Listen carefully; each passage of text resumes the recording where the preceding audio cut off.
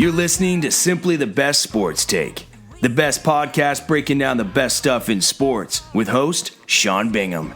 His takes are so good, he dropped the mic, but then you wouldn't be able to hear him, and that would suck. Welcome into STB Sports Take, Simply the Best Sports Podcast. I'm your host, Sean Bingham. Thank you for being here. Hope you had a great weekend. Whatever platform you're on, please subscribe. We, of course, are on YouTube, Spotify, Apple Podcasts, Google Podcasts, Anchor Podcasts. Everywhere you get your podcasts, we are there. Please hit that subscribe button. Today, we are talking a little bit of everything because it's Monday. Monday is such a great day. We had college football. We had the NFL. The BYU Cougars are back ranked in the top 25. Bronco Mendenhall, former coach, coming to Provo this Saturday in a showdown of two really good teams, actually. Virginia's really good. They didn't quite crack the top 25. They're in the others receiving votes. Great matchup there. It's a game that if the Cougars can win, that's another big victory that could get them well on their way to 10-2, which is the best season they will have had in a long time. Not 12-0, not playoffs, not going to be a New Year's Six bowl, but 10-2 would be very respectable. We'll talk about that a little bit.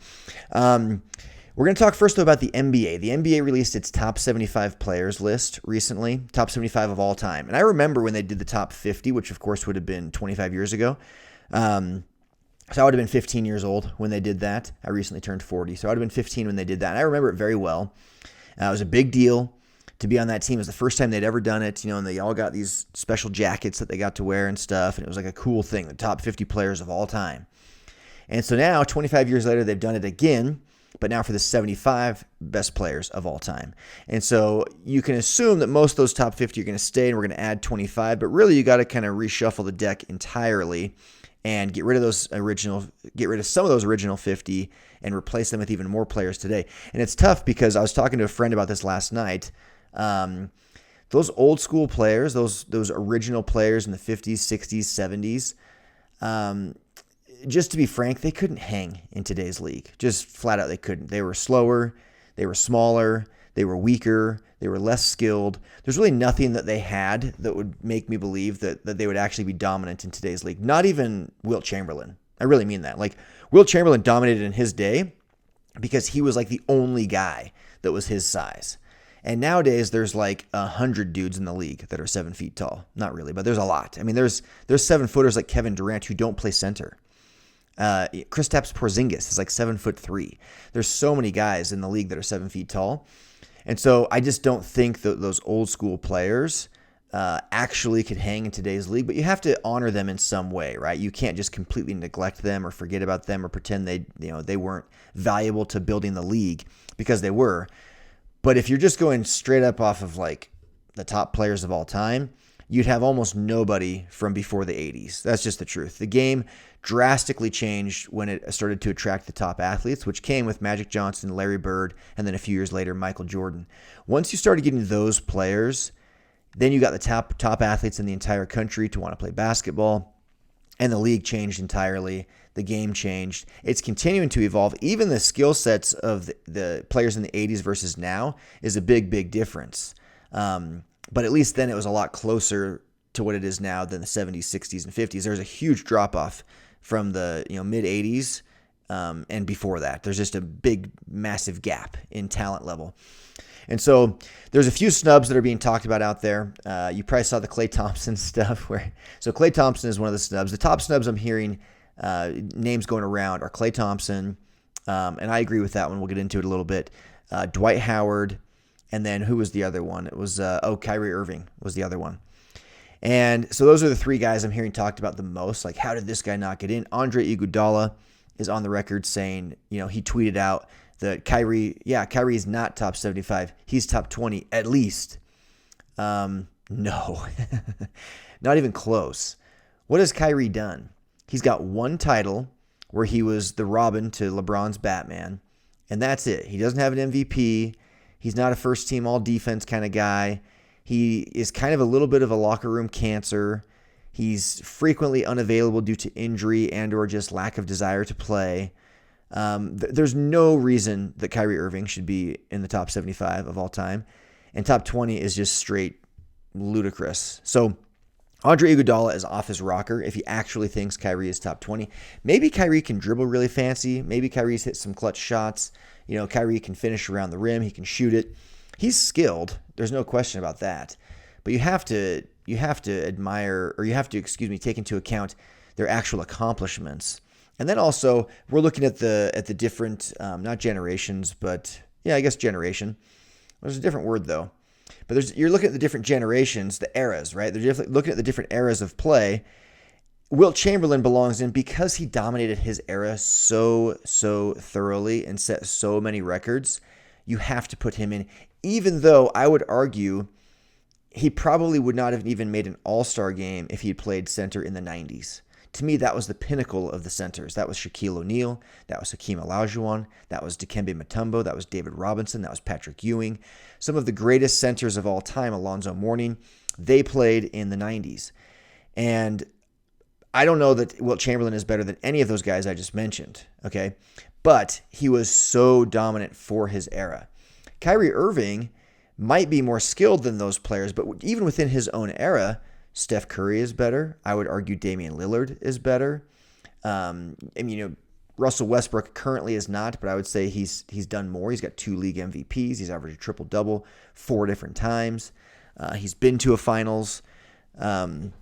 He's accomplished more. I would argue Russell Westbrook's a little bit better of a defender. He's available. He's durable. There are things that just make him better, right? James Harden, is on your own team with the Nets for as long as you're there anyway. He's better. So there's just guys within his own era where it's like you're not as good as these guys. Sorry, you're just not. And so I don't think that Kyrie belongs on. I don't at all. I think Kyrie's one of the more overrated players. In fact, a friend asked me who the most underrated player. This is what's interesting because this came before the list of 75 came out. But I had a friend say, hey, Luke Salisbury, if he's listening, he's a decent listener, not a super consistent one, but he listens. But he asked me, he said, hey, who's the most overrated player in the NBA and who's the most underrated player in the NBA? And believe it or not, my answers were Kyrie Irving's the most overrated and Klay Thompson is the most underrated. Both those guys got left off. Obviously, you see where I'm going with this. I believe Kyrie was left off correctly, and I believe Klay Thompson was indeed snubbed. Klay Thompson is a 3-time NBA champion. He's arguably the second greatest shooter of all time, behind only Steph Curry, his teammate. He's an elite defender. He's one of the top defenders in the NBA, has been for several years. He's made multiple All-Star games, of course. He once scored 60-something points on 11 dribbles. He's extremely athletic. He's unselfish. He's a team player. I'm telling you right now, if I'm drafting a team, Klay Thompson might make my top team, like of 12 guys of all time, because of those things, because he's so unselfish. If you're trying to draft a team to win a title of all time and you're looking for chemistry and synergy, you need a guy who can defend at the highest level, can shoot it at the highest level, is unselfish at the highest level, and can do those things like shooting and scoring massive amounts of points without requiring the ball to be in his hands at all times. Klay Thompson is wildly underrated, and he absolutely, positively should have been on this list. And he's motivated by it, and so you probably heard there were 2 guys that tied in the voting. So the list of 75 is actually 76 players deep. And so Draymond Green and Steph Curry, they got Klay Thompson a jersey that says Thompson number 77, so meaning he's the 77th best player of all time, which is just so freaking funny to me. Because there was 6, before him, but 76 rather, because there was a tie for 2 of them, so he would be the next guy in line, they're saying. But so freaking funny. But he tweeted out, or not tweeted, but he put on his Instagram story. He put, I woke up this morning, still pissed about this stupid ass list. I won't swear, sorry. Still pissed about this stupid list. Gosh dang, I can't wait to hoop again. Sick of the disrespect. Winning isn't everything to some people like it is to me, I guess. And what he's saying by that is not just the fact that he's won titles, which he has, but the fact that he was so integral in winning those titles. This guy could go to a different team, be the number 1 option, average 30 points a game and, 8 assists and 5 rebounds or whatever. He could go do that as a number 1 option on a different team and even make the playoffs doing that. but he's chosen to be a number 2 option, and for a couple years, even a number 3 option when Kevin Durant was there, and win titles year after year after year. And without him, they don't win those. Look at what happened when they lost. We saw what they did without KD. They were 73-9, won a title, went to another finals. KD comes, they win a couple titles, lose one. When him and Durant and Klay go out, then the next year they're without KD and Klay. Again, we saw what they did without KD before KD got there. So now they're back to just their regular team, but Klay sits out and they can't even make the playoffs. Now he comes back and they're one of the favorites to win it all. They're like the 4th. I think Vegas has them 4th to win the title. The same team that couldn't make the playoffs without him. I mean, this guy is integral. So to me, Klay Thompson absolutely belongs on. Kyrie definitely does not belong on. That brings us to the third guy. The third guy is Dwight Howard. Dwight Howard is a victim of recency bias here, and in a bad way. Because what has Dwight Howard done for us recently? Well, recently he's turned really freaking weird. His skill set and his dominance has faded dramatically. He's a bench role player type guy now. He won a title as like a 9th man on the team, and it was a bubble title that I don't even think should really fully count. But this guy is a 3-time or maybe even 4-time defensive player of the year. He's finished top 5 in MVP voting multiple times. His dominance was extremely his level of dominance was among the highest we've seen in recent years, in the last couple decades. But he didn't do it for championship teams. He did it for playoff teams that were like second-round exit type teams. When he finally did win a title, again, he was like a ninth man on the team. And the other thing is, he didn't do it for very long. It wasn't sustained dominance. It wasn't sustained greatness. That's where I think Dwight Howard was, kind of penalized a little bit, is it wasn't sustained, and he's still in the league. And recently, he hasn't done anything really impressive. He's bounced around from team to team, been a little bit of a locker room problem and distraction. And so, to me, Dwight Howard's kind of like a 50-50. So, of those 3 snubs, one of them, Kyrie Irving, definitely they got it right. He doesn't belong on. One of them, Klay Thompson, they definitely got it wrong. He does belong on. And then the other one, Dwight Howard, I'm kind of okay either way. You look at some of the guys that did make it on, and a lot of these guys, I don't even really know much about them. You probably don't either listening. We've heard names like Dave Cohen's, Billy Cunningham, Dave Bing, Dave DeBuscher. These are names we've heard, but can you or me or most people listening right now tell us a whole lot about any of those names I just said? And that's just I'm just going in alphabetical order. I mean, there's a bunch of names here, right? Damian Lillard, by the way, did make the list. Kawhi Leonard did make the list. But then you get into George Mikan. I mean, George Mikan is from the 40s, and big tall dude. He would not even, if you took that exact player and brought him into today with the exact same player, size and skill set, he truly and sincerely would not even make the league. He would not make a team, let alone be one of the greatest players in the league. He truly, sincerely, I've seen highlights of him. My high school basketball coach was really big on him. There was the Mikan drill where you basically just do layups back and forth underneath the hoop. So I know a little bit about George Mikan. He honestly would not make a roster in today's NBA. He wouldn't. But he did enough for his era that you got to put him in. And so, would Dwight Howard dominate George Mikan? Of course. But that's where it kind of comes down to eras. Did Dwight really dominate his era? He kind of overlapped with Shaq a decent amount, and Shaq was clearly the better player. Then he overlapped with the center position being wiped from existence and the 3-ball becoming everything, spreading the floor, the spread, the kind of the stretch 4, things like that came into play. And, he just kind of didn't line up quite right for him. But some of the names on here are just, it's just interesting to see some of them. And, Dolph Schayes, Bill Sharman. Tell me anything you know about Bill Sharman. Nothing. Nobody knows anything. But those are some of the guys that made the list. But you have to have some guys that are older. Bill Walton's on the list. I think Dwight Howard would dominate Bill Walton. But Bill Walton probably did more for his era than Dwight Howard did for his. So I don't know. Where do you draw the line? Where do you draw the line? I don't know. But I love that. I love the list.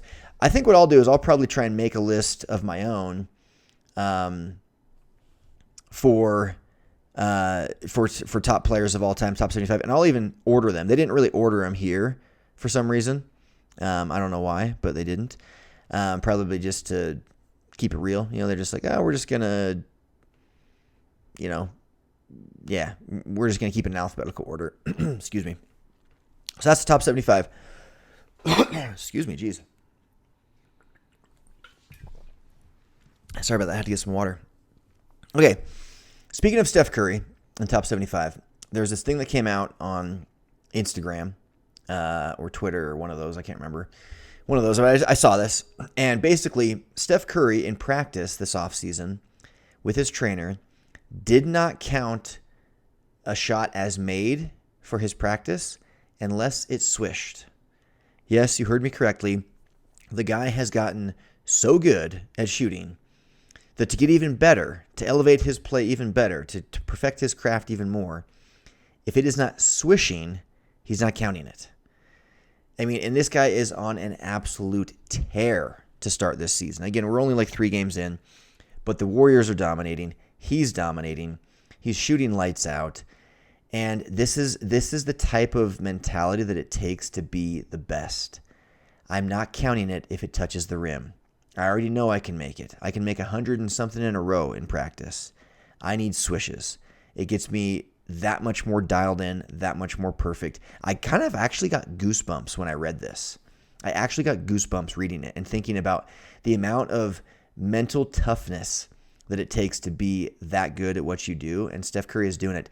And I immediately thought to myself, Sean, you got to go on the record again. I've already gone on record several times admitting this, but I was wrong. I did a podcast back in 2016 where I said, look, 5 years from now, Steph Curry will not be a number 1 option on a championship caliber team. And I was wrong because the Warriors are a championship caliber team and he is the number 1 option. Do I think they're going to win it all? I don't. Do I think they're even going to make the Western Conference Finals? Maybe. Do I think they'll even make the finals? I don't. I don't think the Warriors will make the finals. I think it's 50-50 chance they make the conference finals, and I think it's really, really good chance that they lose in the second round. If I were a betting man, I would bet that the Warriors lose in the second round of the playoffs. I think the Jazz will prove to be better. I think the Lakers will prove to be better. I think if Kawhi does come back, which there's rumors out there that he's going to, that the Clippers will be better. I think the Suns quite possibly could be better. I just think there's several teams in the West that are right there with the Warriors or better than the Warriors, that it'll be interesting. But Klay Thompson coming back is going to be a big thing because he's not back yet, and we'll see. But again, I did this podcast. I said, look, Steph Curry, to me, the 3-ball was like, it was just taking over so rampantly that it felt like an RG3. That's the best comparison I can give, which I want to get into that even too with Lamar Jackson, RG3, and players like that. But anyway, it felt like, so I'm a big Washington football team fan, and RG3 came onto the scene, wins Offensive Rookie of the Year, had a fantastic rookie season, and got injured and kind of fell off the map. But I remember watching all season and thinking, like, this style of play doesn't seem sustainable. It doesn't feel like this is sustainable. I guess that's the best way to put it. It doesn't feel like RG3 can keep doing this for years to come. It seemed reckless. It seemed kind of gimmicky, if I'm being honest. And I felt that same thing with Steph Curry when he came in undersized, under athletic. He can't jump very high. He's 6'3" and can barely dunk. I'm 6'1" and I can dunk it. I haven't dunked it since it's been a few years, but I'm going to work back up to it. But at his age, I certainly could, and I'm 2 inches shorter, and I'm not in the NBA. So he's not super athletic, and he certainly isn't very big. And he was just doing something totally different. And it just felt like the blueprint's going to be out on him. They're going to catch up on how to, defend it. And what he's done is just improved his handle that much more, which makes him very difficult to step up on. He's going to blow right by it. And then he's increased his range 10, 20, 30 feet behind the line where he's shooting. I mean, he can legitimately shoot 40-footers, which is only like 17 feet behind the line. But he can shoot 40-footers with total confidence. And so with range like he has and handles like he have, he's nearly unguardable. And so I stand corrected. Steph Curry has absolutely changed the game of basketball forever. And there's a good chance they have to introduce a 4-point line or move the 3-point line back. He's had that much of an impact on the game. And he is the number one option on a team that is a very good team and a reasonable, not a favorite, but a reasonable championship contender. So I was wrong on that. Unbelievable. Doesn't count a make in practice unless it's a swish. Unfreaking believable. Okay, moving on to BYU. Actually, you know what? Before I do BYU, this is kind of BYU. Zach Wilson yesterday, I just want to make mention of this. I had mentioned in the podcast several times before that Zach Wilson going to the Jets was going to be just awful. It was something that we should not want. We should want him to not go number one overall, because after that could have been the 49ers. It could have been the Patriots way down the line, the Bears. We saw where these other players went. Justin Fields, Mac Jones, and Trey Lance. Those three guys went after Zach Wilson. All three of them are in better situations. All three of them. We knew Trevor Lawrence was going number one overall, and so many BYU people really wanted Zach Wilson to go number two because it's just cooler. But the truth is, it's detrimental to your career to end up on a team that sucks. If you end up with a team that just blows, a franchise that just has a history of losing, it's going to hurt your chances of actually having a successful career. It's that critical. So people need to put aside their pride and their desire to be number one or number two. And, everyone made fun of Eli Manning and his dad when they said, he's not playing for the Chargers, period. I think it was the Chargers. They were just like, look, he's not playing. Draft him if you want. We don't care. He will not play there. He will play for the New York Giants. That's where my son is going to play. He will play for the New York Giants. And they held out and they held their ground and they stomped and kind of got their way. And guess what? It altered Eli's career, in my opinion, forever. Because you see what happens. Look what happened to Ryan Leaf when he went to the Chargers. He was kind of a bust just in general, but look at it. The guy was out of the league, lunatic for a while. And Eli Manning's Hall of Famer, two-time Super Bowl champ. He wasn't going to do that in San Diego. He wasn't.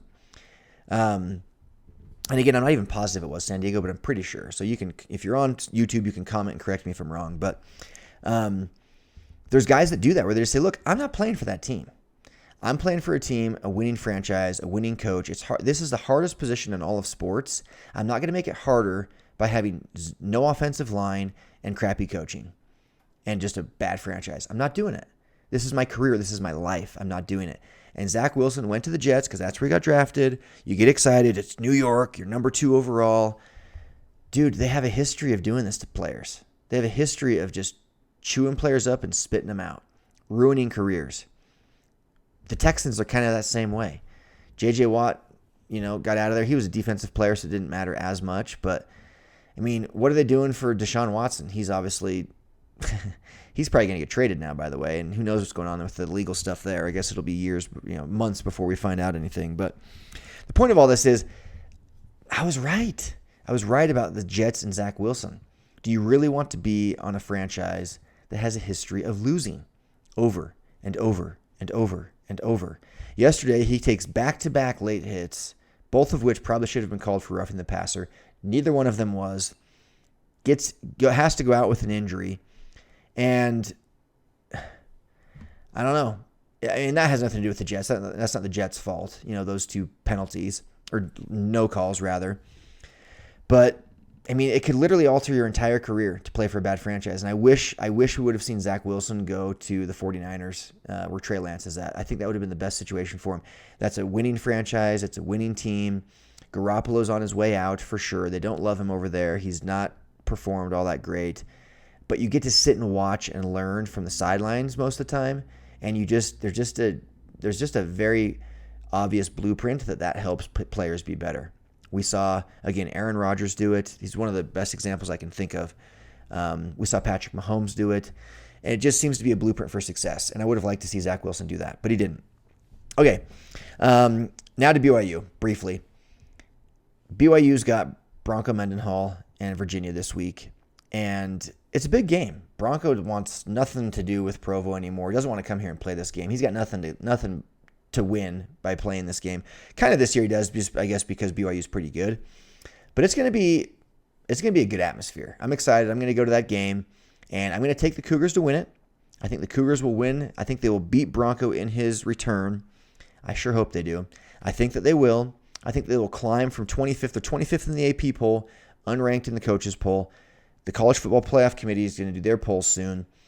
There's still a glimmer, just a slight, teeny little glimmer of hope, in my opinion, for a New Year's Six Bowl if BYU can win out. This is the big remaining test. BYU is 6-2. This would get them to 7-2, which would of course leave, 7-2, which would leave 3 games left. Yeah, which is 2 cupcakes like Idaho, like crappy teams, 2 teams that we should beat if our bench guys played, and then USC to end it. So those are the remaining 4 games: Virginia, 2 cupcakes, and USC. BYU wins this game. I think there's a good chance they win out because USC is kind of having a down year, and it's a big name, but they're not as great as as their name sounds. So that could get BYU to 10-2, potentially climbing. We're already going to pass a Coastal Carolina. It's really Cincinnati that we need to worry about. Cincinnati needs to lose a couple games for BYU to sneak past them. But there's still a glimmer of hope. For the Cougars to get into a New Year's Six Bowl. But I think they win this week. I'm excited for it. I wanted to talk more NFL. Just real quickly, I had some Lamar Jackson stuff. I'll probably save it. I want to do an NFL MVP race. I'm going to save that one for probably Thursday or something and kind of give you my power rankings and whatnot. But I just had to say this about Lamar Jackson. He seems to be the guy that is the better player between him and Patrick Mahomes. Patrick Mahomes has the MVP. Patrick Mahomes has been to 2 Super Bowls. But the Chiefs are falling apart, and Lamar Jackson, despite not having his best running backs, despite missing some offensive linemen, continues to win. Yesterday they got throttled, so this is a bad timing for that. Yesterday they got crushed. But to me, he is wildly underrated and a very, very legitimate long-term solution to the Ravens' quarterback issues. So he's a guy that I think people were down on, felt like he couldn't play quarterback. He's a running back. He's anything but quarterback. And Patrick Mahomes was supposed to be like the second coming of the greatest thing ever to walk on earth. And it's kind of proven to be the other way around. Mahomes is leading the league in interceptions. His team's 3-4. Everything's looking down, but everything for Lamar Jackson and the Ravens is looking up. That's all the time I have for today, you guys. Please subscribe. You're amazing. I will see you next time. I am out. Peace. Thanks for hanging with Simply the Best Sports Take. Don't forget to subscribe to this podcast and check out STBSportsTake.com. Simply the best in sports. 'Cause we are